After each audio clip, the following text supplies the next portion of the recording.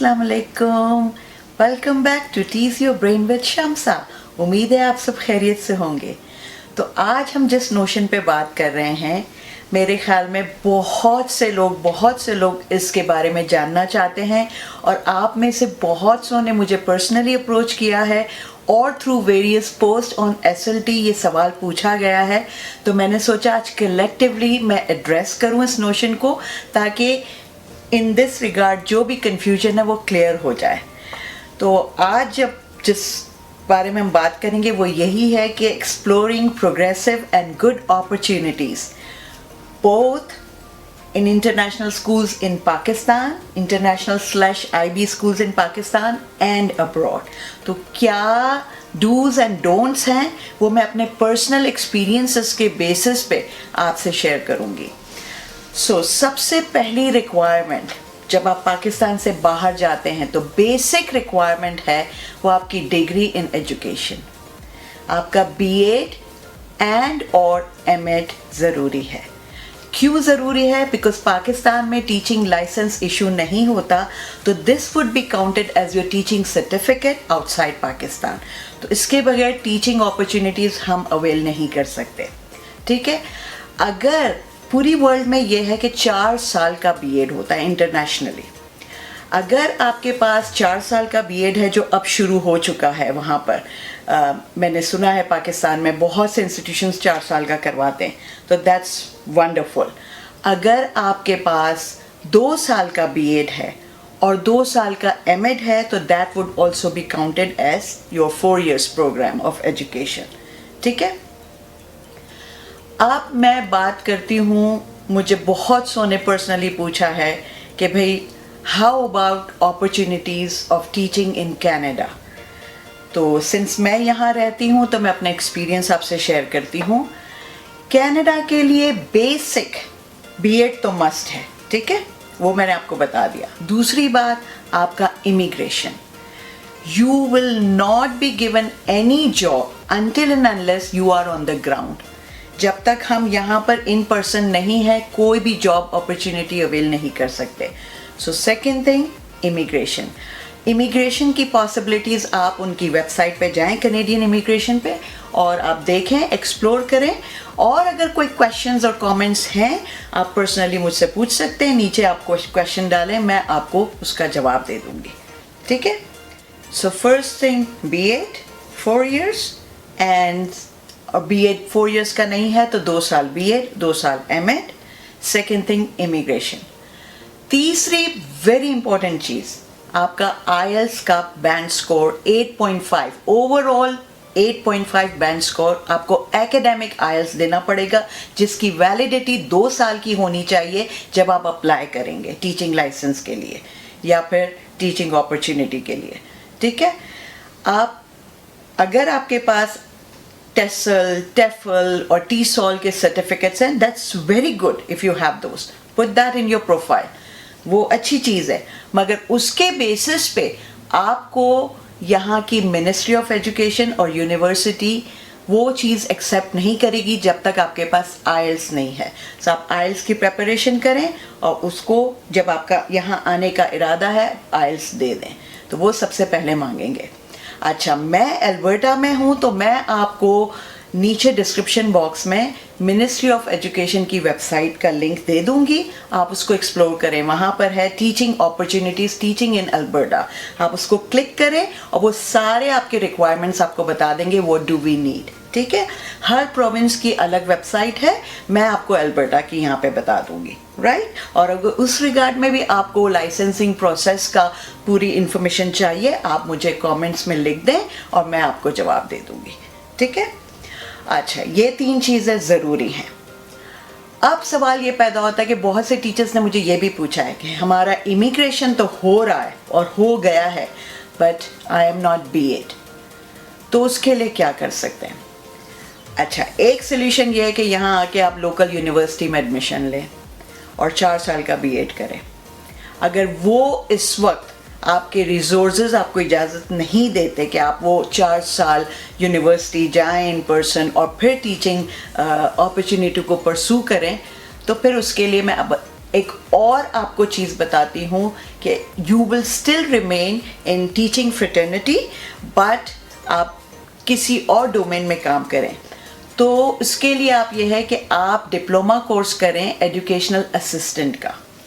Educational assistant جسے ہم ای اے کہتے ہیں, جو یہاں آپ کے یہاں کہا جاتا ہے ٹی اے, ٹیچر اسسٹنٹ.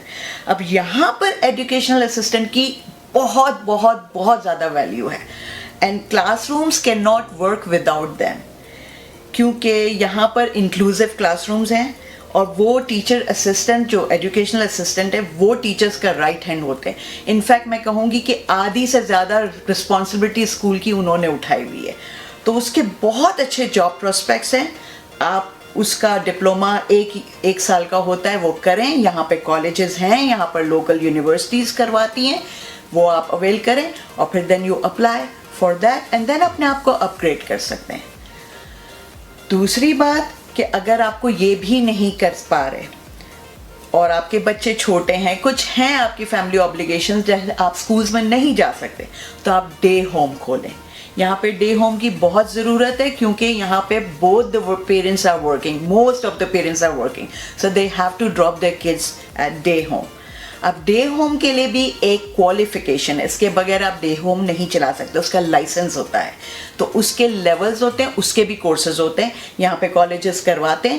آپ کریں وہ آپ کی کوالیفیکیشن ہو جائے گی, اور ٹیچنگ ایکسپیرینس تو آپ کے پاس ہے ہی ہے, تو وہ ایک پلس پوائنٹ کاؤنٹ ہوگا, اور آپ اس طرح سے اپنی ایک ریسورس آپ کا بن جائے گا, ایک وے آف انکم ہو جائے گی, اور آپ کا ایکسپیرینس بھی ہو جائے گا. پھر آپ چاہے اسکول میں بعد میں جوائن کر لیں, انسٹیٹیوشنس میں جوائن کر لیں دوسرے.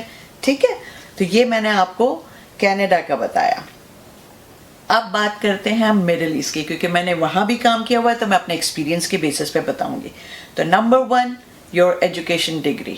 بی ایڈ ہے, بہت اچھی بات ہے, اور ایم ایڈ ہے تو پلس پوائنٹ ہے.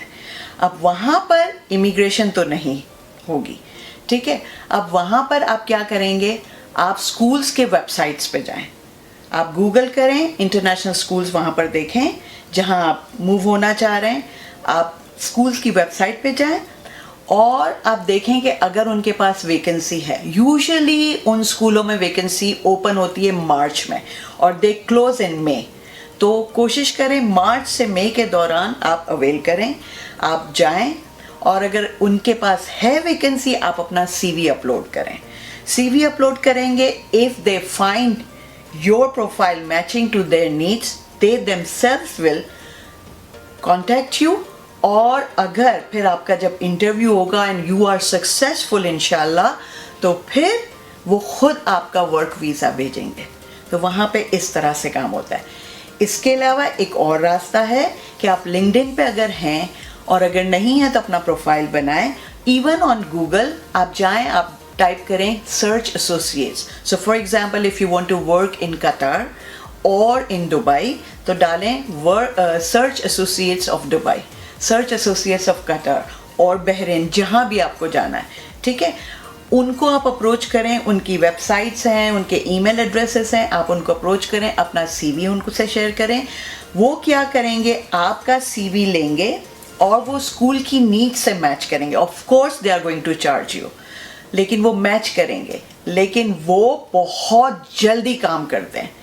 ٹھیک ہے, وہ ایکسپیڈائٹ کرتے ہیں, اور جیسے پھر وہ اسکول کو بتائیں گے کہ we have this candidate and he اور شی is matching your job need, اور پھر وہ ان کے ذریعے پھر جاب ہو جاتی ہے. تو یہ میں نے آپ کو بتا دیا.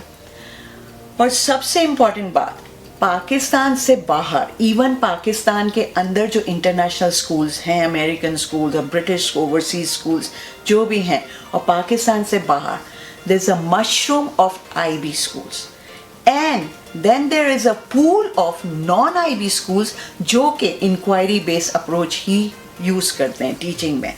تو آئی بی اسکولس میں تو انکوائری بیسڈ ہے ہی, انٹرنیشنل بیکلوریٹ پروگرام ہے وہ تو ہے ہی انکوائری بیسڈ, مگر جو نان آئی بی اسکولس جو انٹرنیشنل ہیں پاکستان اور پاکستان کے باہر, وہ بھی انکوائری بیس اپروچ اپنی ٹیچنگ پریکٹسز میں they have to have, because this is the demand of the 21st century education.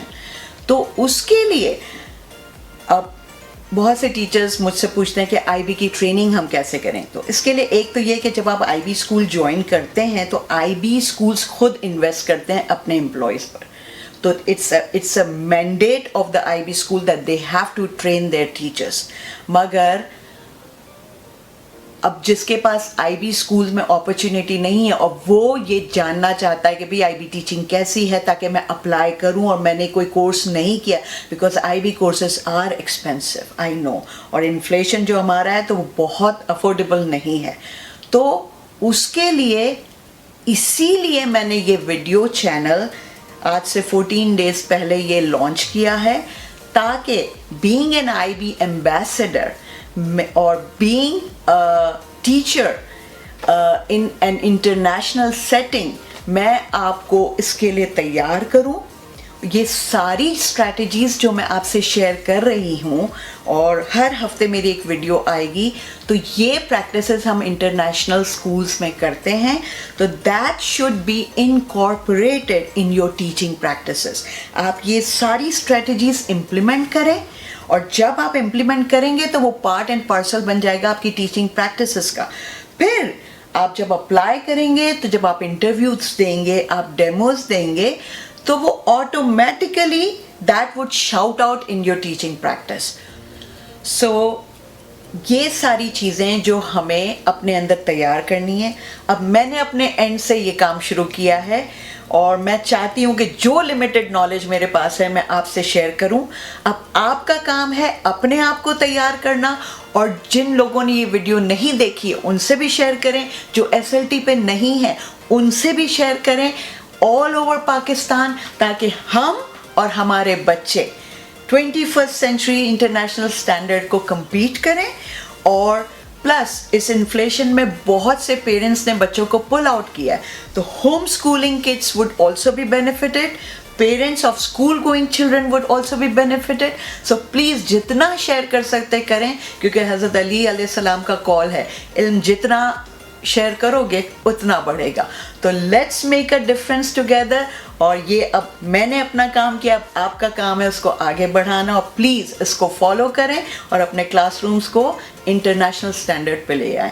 سو ملتے ہیں نیکسٹ ویڈیو میں, اور اگر کوئی کویشچن ہے پلیز ضرور ڈالیں اور مجھے پرسنلی اپروچ کریں, میں آپ کو جواب دوں گی. اللہ حافظ, and C you soon next week.